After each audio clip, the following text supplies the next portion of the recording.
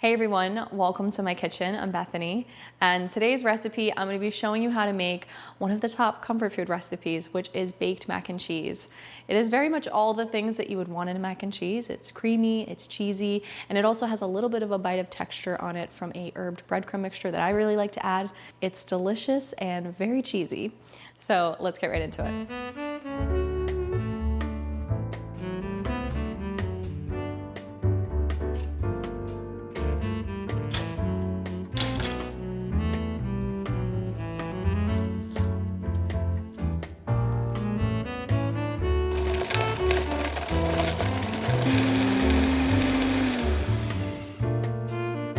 All right, so the first thing that we want to do is get our breadcrumb topping ready.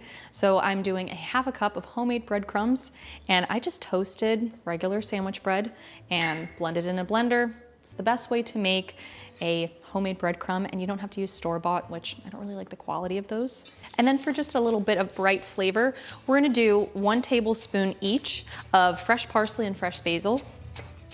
But this just adds a really nice touch of brightness to the mac and cheese.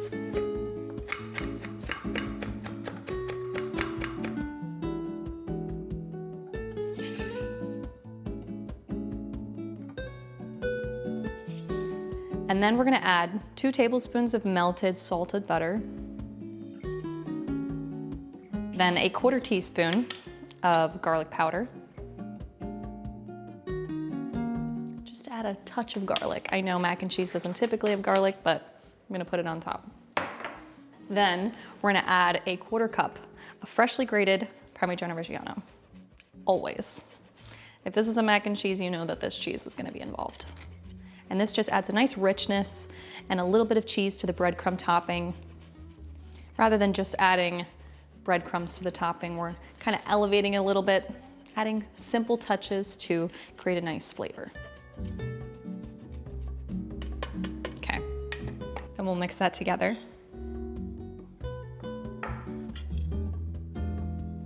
All right, now we're gonna set this aside and get our cheese ready for the mac and cheese. Okay, so for our cheese, we have 3 different cheeses that we're using. And so we have 16 ounces of a reserved sharp cheddar that we're using. The brand I'm actually using is Kerrygold. And I like this because it's their special reserve. It has a nice sharp flavor. And that's actually important for those of you who might be new to cooking. In a mac and cheese, you don't want it to just be creamy. You want it to have that sharp flavor that's gonna kind of carry through and not just be cheesy and creamy. We want flavor. So that's why we use a sharp cheddar and then other cheeses that are good for melting. So we're gonna do 16 ounces of sharp cheddar cheese. I'm gonna use my food processor to grate this.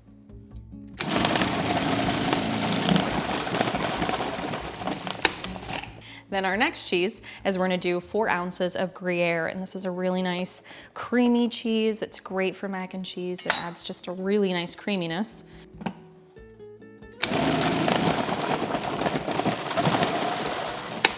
Then we have 4 ounces of Parmigiano Reggiano, and I'm actually gonna finely grate this. This cheese, along with Pecorino Romano, is really nice finely grated because it's gonna blend a little bit easier into the sauce that we're making. So I'm gonna just use a handheld grater to grate that. And this cheese is gonna add a ton of richness and saltiness to the mac and cheese. We don't need a lot, just a little bit. All right, so now we're gonna get ready to make our cheese sauce for the mac and cheese.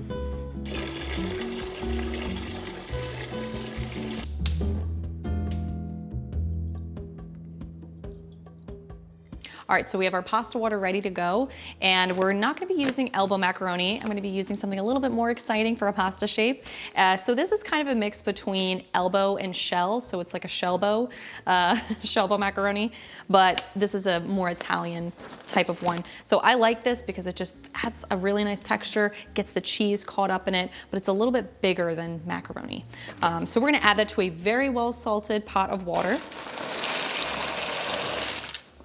And we're using 1 pound.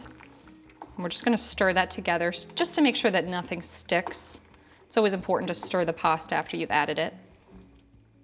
So now we're gonna cook this until it's al dente. Super important in a mac and cheese. We don't want this to be soft or mushy. So I like to cook this just before it reaches al dente so that we have a nice texture going into baking it.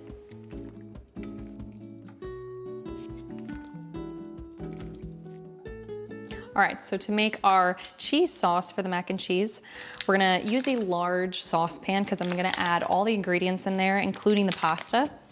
And we're gonna start with 4 tablespoons of salted butter. And we'll melt that in the pan first.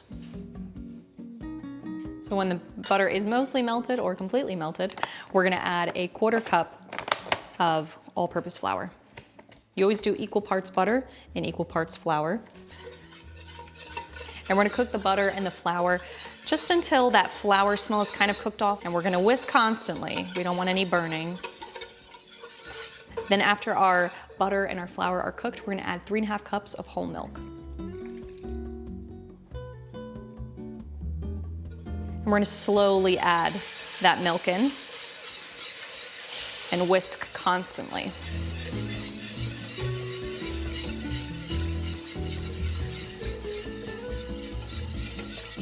So I'll bump my heat up just a little bit more. And we're gonna cook this just until it's slightly thickened. That's the whole point of having flour in this, is it's a nice thickener. And the butter just adds a nice richness to the sauce.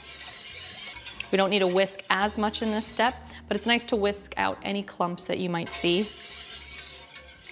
So butter, flour, and milk is known as a bechamel, but once we add the cheese to it, it's known as a Mornay sauce. But I just call it a cheese sauce.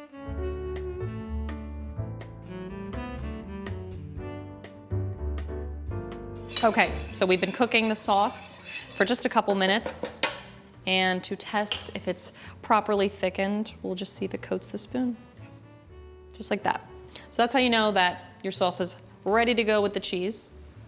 And before we add our cheese, we're just gonna lower the heat. We don't want it to be piping hot. And we're first gonna add our finely grated Parmigiano Reggiano.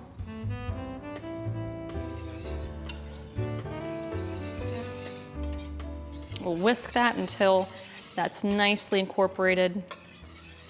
And that's mainly for flavor. We don't have any cheese pull really when we lift the whisk out.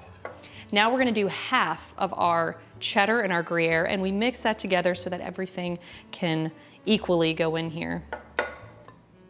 We're gonna reserve the rest of the cheese for layering into the mac and cheese. We'll whisk that in. And you also don't wanna overdo it with the cheese in your Mornay sauce. It can become a little too stiff with the cheese. Look at that. Oh yeah. So next for seasoning, we're gonna do 1 teaspoon of kosher salt. And trust me, it's a pound of pasta, so that's perfect for seasoning. It's not gonna be over salty. And then we're gonna do a 1/4 teaspoon of black pepper. You can also do more if you like a lot of black pepper. We'll mix that together. Then we're also gonna do 1/8 of a teaspoon of freshly grated nutmeg. This is just a nice warming spice. It's very popular to put in a bechamel and even a mac and cheese. Just adds a nice flavor to it.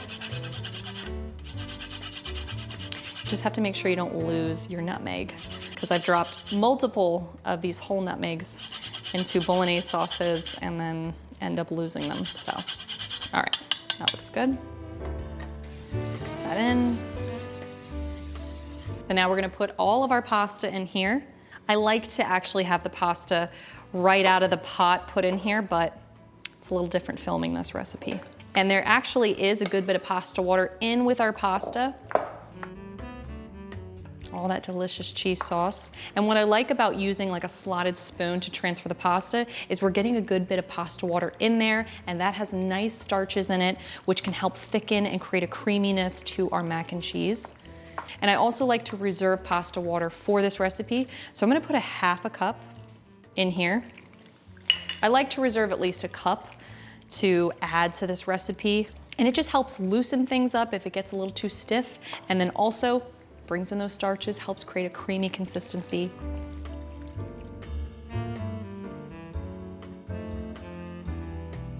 So I have a 9x13 baking dish here, and I have it greased with some butter.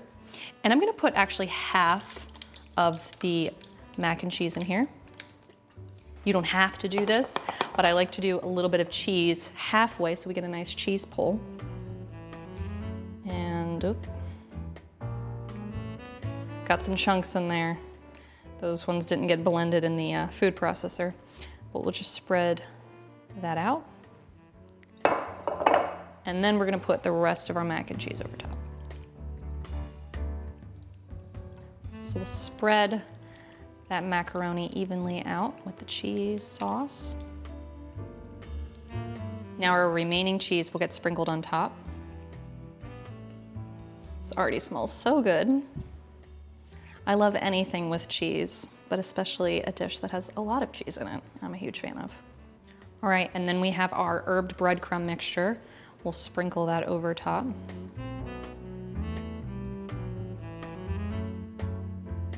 Then we're going to bake the mac and cheese uncovered in the oven at 350 degrees for 25 minutes.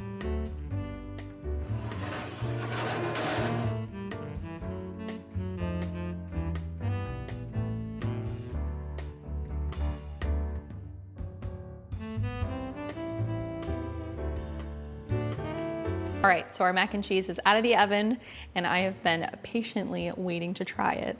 So I'm looking forward to this. It is very creamy and the top got perfectly crisp and brown, so looks perfect.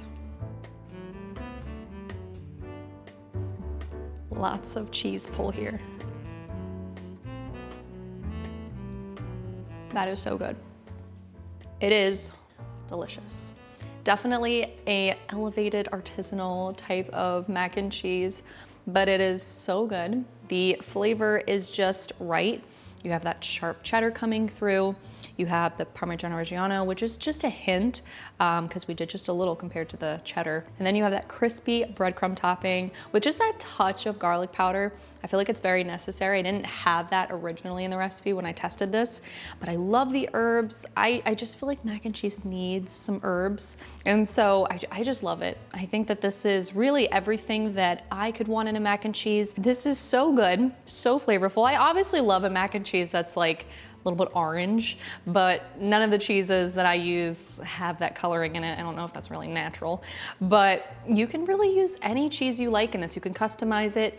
You can swap the Gruyère for Fontina if you want this to be a little bit more Italian, because we have the Parmigiano Reggiano. You can take the Parmigiano Reggiano, swap that for Pecorino Romano. But I didn't know that mac and cheese was a popular holiday side dish, so I kind of held off on sharing it until we're entering the holiday season right now.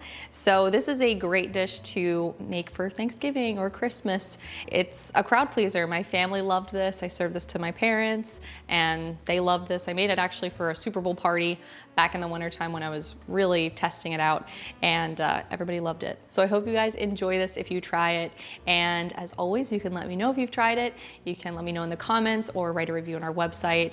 Either way, I love hearing from you guys and I appreciate it so much. Thank you to everyone that has been subscribing lately. I've just been receiving so many emails and comments lately and I just genuinely appreciate it.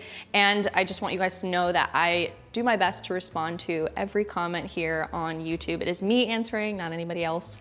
So I just really appreciate you guys reaching out. And as always, I'll catch you in the next recipe and I'll see you in the comments.